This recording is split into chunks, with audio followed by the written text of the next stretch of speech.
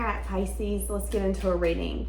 So I went to go do something and I heard they need to say something to Pisces before it's too late. So let's see what that is, okay? Friendly reminder, if you want to check out my cards, you can find them at my Etsy shop in the comment section. I also have personal readings. I teach tarot if you ever want to learn it. I've got Pinterest, Instagram. I got another channel. Whatever you want to find, it's down there. So you're going to be receiving an unexpected phone call or text from someone that maybe you've been thinking about. So you might notice that someone's name keeps popping up. Let's say you pick up a book, you go to read it. Guess whose name's in it? Theirs. Could be something like that. It could be a little bit of energy of like, okay, I got a server, that's their name. I went to go check out at the store, that's their name. Picked up a book to read it, that's their name. If I see their name one more time, I'm going to throw up, Danielle. That could be the energy around this, okay? So this person wants to say something to you before it's too late. They could feel like they can't forget you. This could be someone who's even at a point where they're not remembering the bad times. So let's say you separated. They don't remember why you separated. There could be an energy here where they can't forget you. It's so much so that they're remembering a lot of the good times you guys shared with one another. What do they want to say to you? Again, I feel like this person might not be remembering the past in a full spectrum way. What do I mean by that? I don't think they're remembering the good and the bad. Do you know how when you think of someone and if you're really mad at them, you'll remember all the horrible things they did to you. If you're really obsessed with them in that moment, you'll remember everything that they've done good. But let's say that they've passed or something. You might honor them in a way that's more good than bad. You might remember the bad, but it might be easier to forgive it. That's what I'm getting here. I feel like this person is at a place where they're not really seeing the past on a full spectrum. They're not remembering the good and the bad. They're just kind of remembering the memories that make them not be able to forget you. Okay, what do they want to say to you? They want to take charge, take action, and talk about something that they've not spoke, something that they've kept hidden. They've been really conflicted about bringing this up to you. They see you as someone who, I see you as someone who's in their prime. So I don't know what that means. You could be 50, you could be 60, but they could see you as someone who's in the prime of their game. Your money's on fleek, your attitude, you don't give a crap about anything anymore. They love it. There could just be something where they see you as someone where you're in your prime. You have really grew into yourself. You know who you are. You're unapologetic about it. You are who you are. And I admire that, is what I just heard.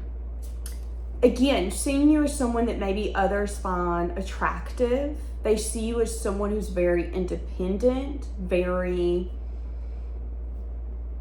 they see you as an exploring soul. So you might have the tendency to want to try new things. I'm seeing kayaking, skydiving, things that maybe others won't do. Here's an example.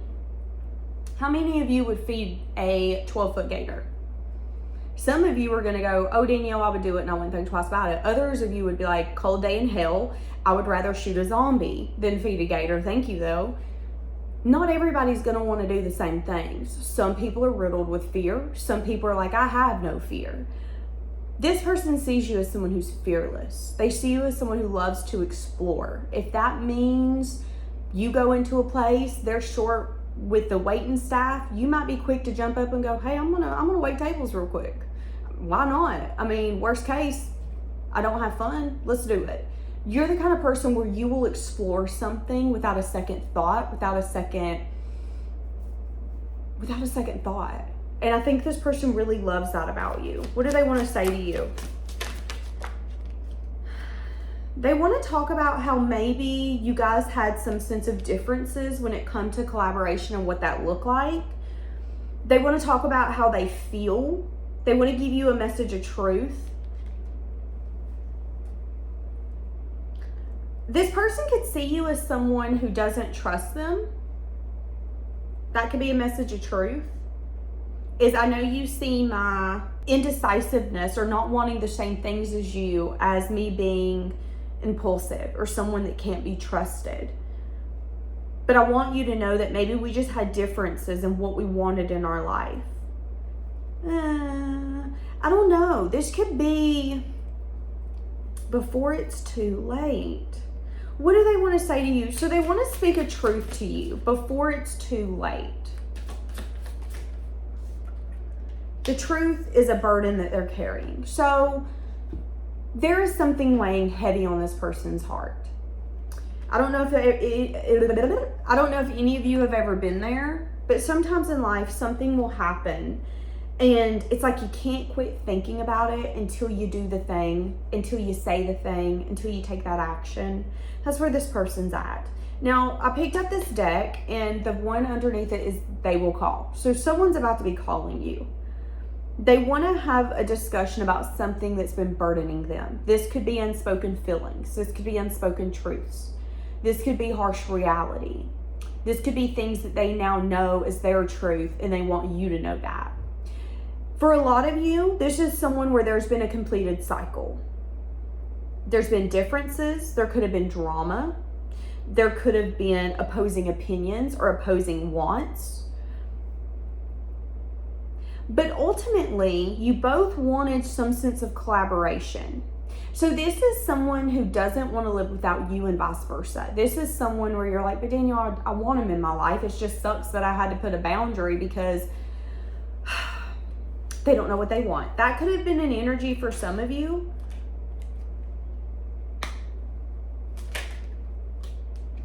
This person could have been partying recently, trying to move on,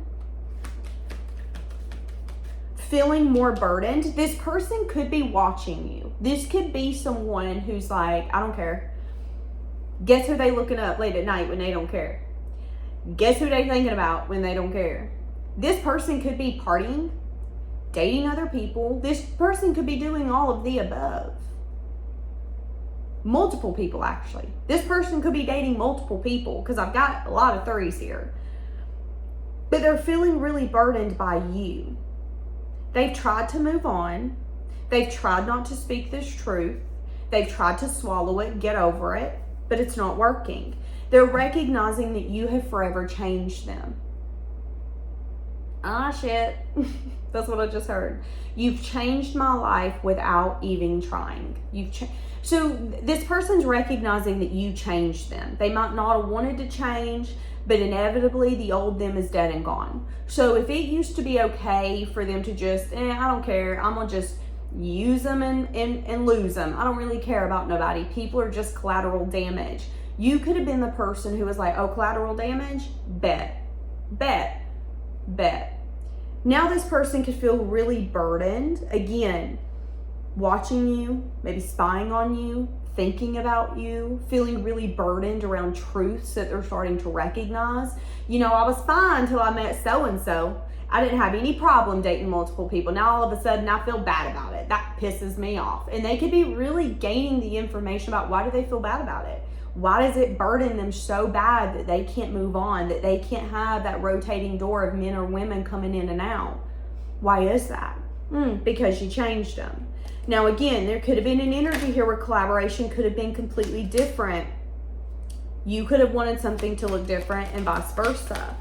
Missing you. I've never missed anyone in my life as much as I've been missing you. That could be, again, a burdensome energy. What do they want to talk about? They want to give you an apology about how they've seemed like they didn't care. They want to give you an apology about how they have seemed like they are unfazed and that they're not emotionally invested. This is someone who's got a hell of a good poker face. If you want to go play poker with somebody or them be on your team, you need this person. Because this person acts like they don't care. They act like they literally do not care. But I guarantee that if you had a way to be able to go through their phone or know what the hell they were doing by themselves late at night, you would be shocked at how much they watch you, keep tabs on you, Google you, whatever they're able to do. I think you would be shooketh. Honestly, okay? You would be like, you dirty little liar. Like, that's the energy I'm getting here.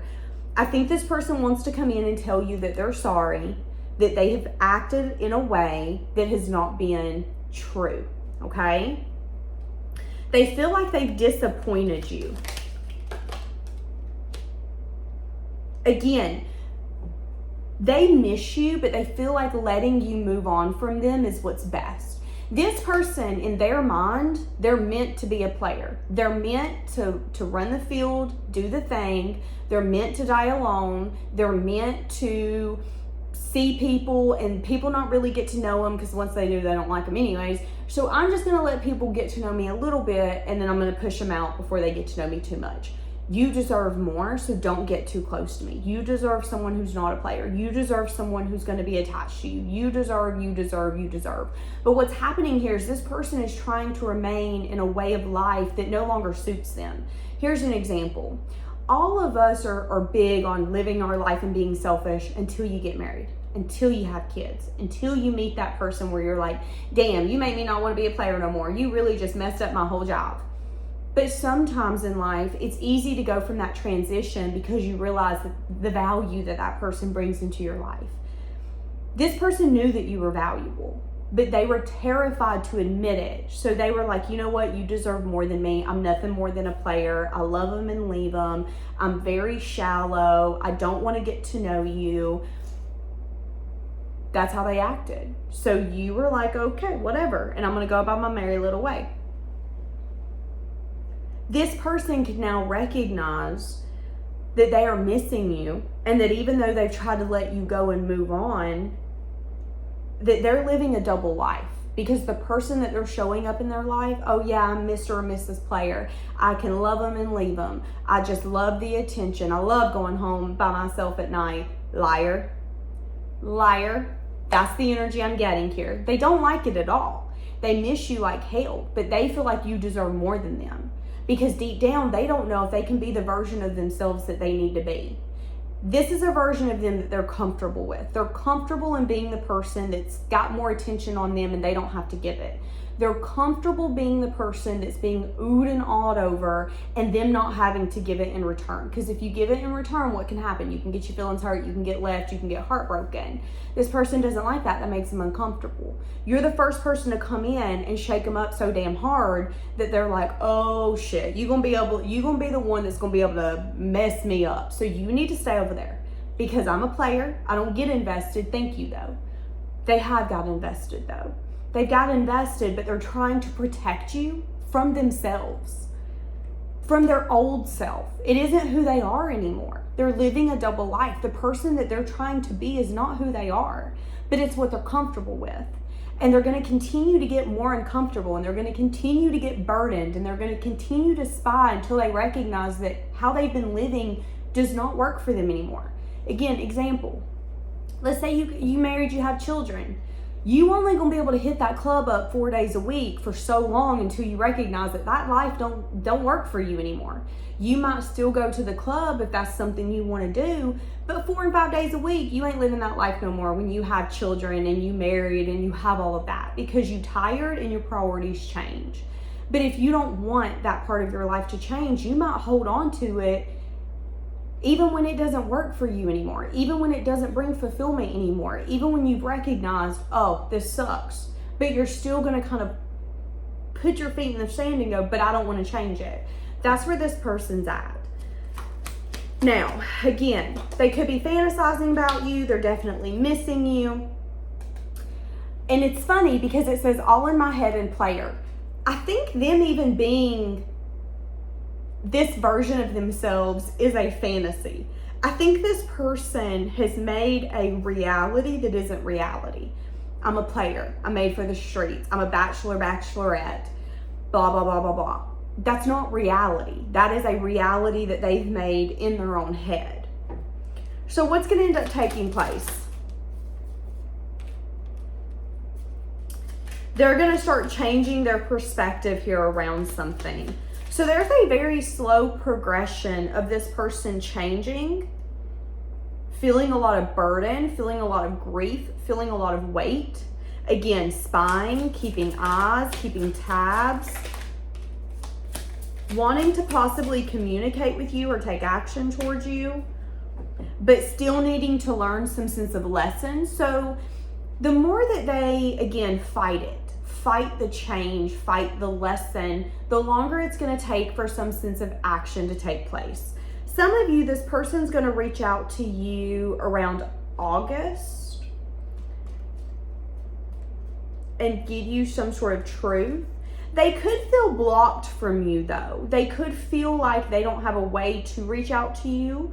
This could be someone who doesn't know where you live anymore. Maybe you don't work in the same place anymore. This could be someone who feels like they are gonna have to jump through hoops to get to you. They can also feel like you would not trust them or that you don't trust them. They could feel scared because they know that at one point they could have.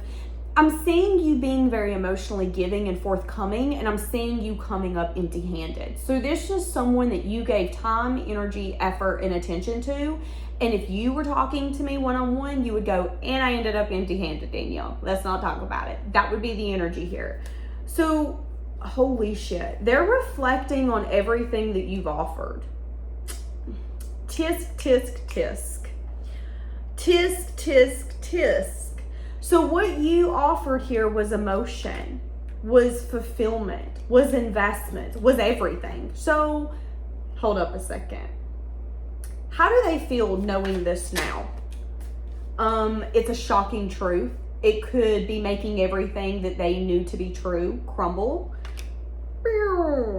They could also be recognizing that you're some sense of wish fulfillment.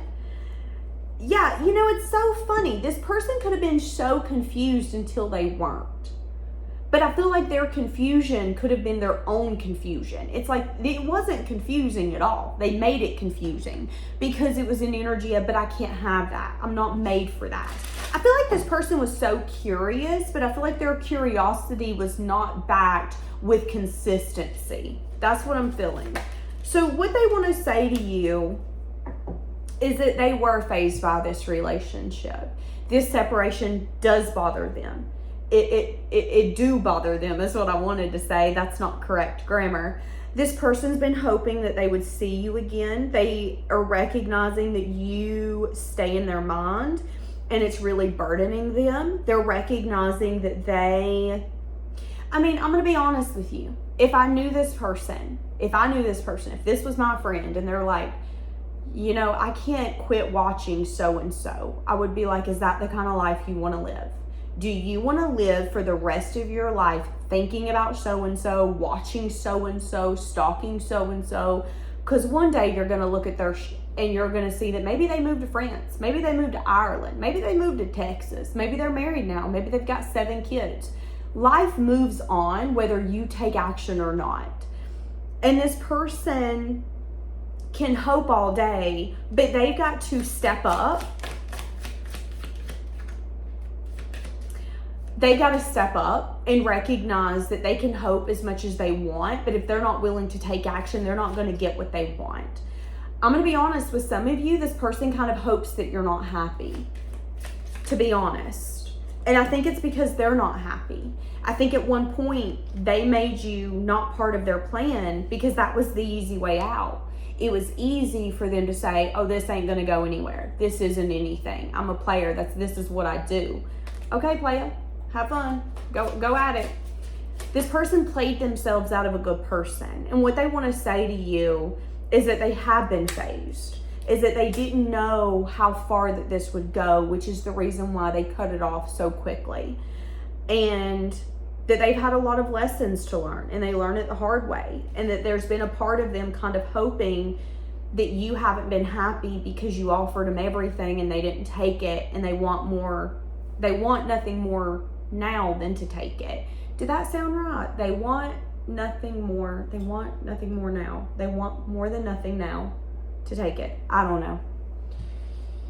They want you to know that they've changed. Again, the second card of saying, I pretend that I don't care. I pretend that you don't mean that much. I pretend.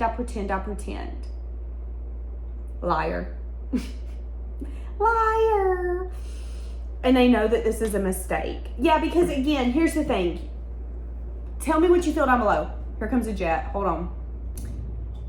You're going to hear the jet. Tell me what you feel down below.